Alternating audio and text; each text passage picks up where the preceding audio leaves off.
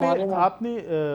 اس ضلعی نظام حکومت کا ذکر کیا، نو ڈاؤٹ آج بھی لوگ اس کو یاد کرتے ہیں، تو کیا آپ نہیں سمجھتے کہ وہی جو ضلعی ڈسٹرکٹ گورنمنٹس والا نظام تھا ان کو بیس بنایا جا سکتا ہے اگر ہم گورننس بہتر کرنا چاہتے ہیں، اگر ہم گورننس میں بہتری لانا چاہتے ہیں، لوگوں کو ڈیلیور کرنا چاہتے ہیں، تو صوبوں کی تقسیم کے بجائے جو کہ ایک اسٹیبلش فیکٹ ہے کہ 4 صوبے مل کے فیڈریشن آف پاکستان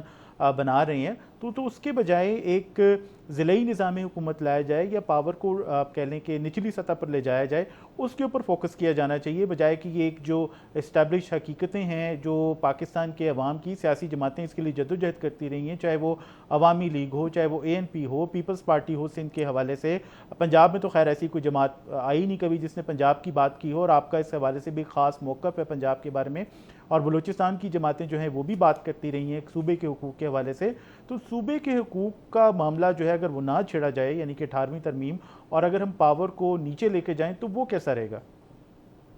یہ بالکل ممکن ہے، اور اس کو بھی سوچا جا سکتا ہے۔ ایک طریقہ تو یہی ہے کہ آپ آرٹیکل 140(a) کے اندر لکھا ہوا ہے کہ provincial government shell devalue political administrative and financial authority on districts.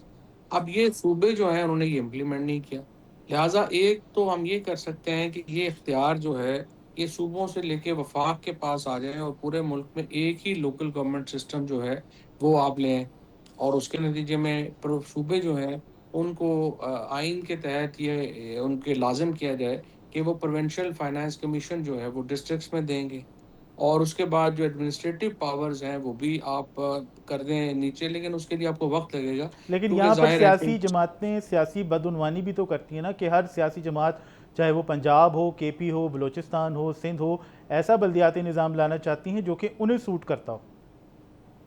نہیں، وہ اس لیے تو میں کہہ رہا ہوں کہ آپ پروونسز سے نکال کے آپ نیشنل میں جب آپ لے جائیں گے تو پھر یہ ممکن نہیں رہے گا ہر صوبے کی حکومت کے لیے کہ وہ اپنی ایک مرضی سے یہ سارا نظام جو ہے وہ جیسے ابھی آپ دیکھیے پنجاب جو لا قانون لے کے آیا ہے وہ تو مذاق ہے نا سریعت، کہ آپ آزاد لڑیں گے، آزاد لڑ کے آپ سارے جو ہے وہ حکومت کی پارٹی میں شامل ہو جائیں۔ تو اس طرح کی جو ایک چالاکیاں ہیں ان سے بچنے کے لیے ضروری ہے کہ فیڈرل سطح کے اوپر پھر ایک ہی قانون ہو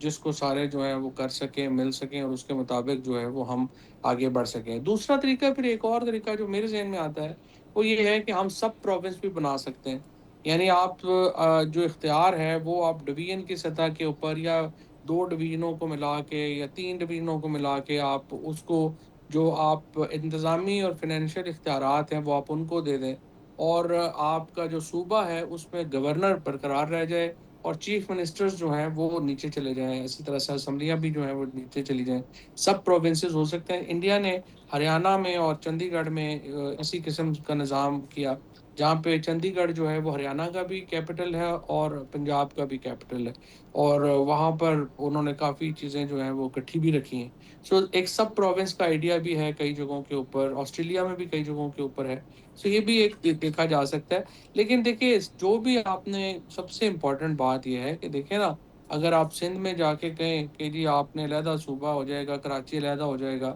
اور آپ جو ہے وہ علیحدہ ہو جائیں گے، اس کے اوپر پھر پرابلمز آئیں گی، اور ہمیں ان کی بھی جو چیزیں ہیں ان کو سمجھ کے ایک کنسنسس بنا کے، آپ کالا باغ ڈیم نہیں بنا سکے، آپ نہریں نہیں بنا سکے، تو آپ صوبہ کیسے بنائیں گے؟ فواد صاحب، کل آپ نے ڈی جی آئی اسپیئر کی پریس کانفرنس بھی سنی ہوگی، اس میں انہوں نے اسی حوالے سے بات کی، اور ان کا کہنا تھا کہ سیکیورٹی اور گورننس جو ہیں وہ ریلیٹڈ ہیں، سیکیورٹی کے بغیر گورننس نہیں ہو سکتی، گورننس کے بغیر سیکیورٹی نہیں اچھی آ سکتی، تو اس لیے اس کو بھی انہوں نے ایک لاجک کے طور پر پیش کیا کہ جو صوبے ہیں، فیڈریٹنگ یونٹس ہیں، وہ بننے چاہیے، اور ان کا کہنا تھا کہ اس بات کو بار بار ان کی جانب سے، یعنی جس ادارے کی وہ ترجمانی کر رہے ہیں، اس کو پوائنٹ آؤٹ کیا جا رہا ہے۔ تو کیا آپ سمجھتے ہیں کہ یہ ایک عملی سٹیپ لے چکے ہیں، یہ اناؤنسمنٹ ہو چکی ہے، اور اگر جس طرح سے آپ کنسنسس کی بات کر رہے ہیں اگر وہ نہ ہوا اور صوبوں کو چھیڑا گیا، کراچی اور سندھ کی آپ نے ابھی مثال دی، تو یہ تو ایک اور ایکسپیریمنٹ ہوگا، ایک اور ایسی چیز ہوگی جس کو پھر ہم آدھا تیتر آدھا بٹیر کر کے بیٹھ جائیں گے، اور وہ کسی طرف نہیں جائے گی، جو اصل مقصد ہے یعنی کہ گورننس ہے وہ بہتر نہیں ہوگی۔ دیکھیں پاکستان میں کئی ریفارمز کی ضرورت ہے، جس میں یہ ریفارم بھی شامل ہے کہ سیاسی جماعتیں پاکستان کے اندر ان کو ڈیموکریٹائز کیا جائے۔ آپ دیکھیں نا، آپ کی جو سیاسی جماعتیں ہیں وہ پاکستان میں کیسے جمہوریت لائیں گی جبکہ ان کے اپنے پاس ہی جمہوریت نہیں ہے؟ ساری سیاسی جماعتیں جو ہیں وہ شخصیات کے کنٹرول میں ہیں، اور فرینکلی کوئی آئیڈیالوجی کے اوپر اور کسی اس کے اوپر تو وہ کھڑی نہیں ہے. وہ تو ایک انڈیویجول ہے, اس کی ایک سوچ ادھر ہوتی ہے, اگلے دن دوسری طرف چلی جاتی ہے, تیسرے دن تیسری طرف چلی جاتی ہے. تو اس کی وجہ سے جو پولیٹیکل امپاورمنٹ ہے وہ ہو نہیں رہی. اب جب یہ لوکل گورنمنٹ بنتی ہے تو اس کا کیوں آپ جو ہے وہ ہماری جو پولیٹیکل ایلیٹ ہے وہ کیوں نہیں بننے دیتی؟ اگر آج مریم نواز ہیں یا اس سے پہلے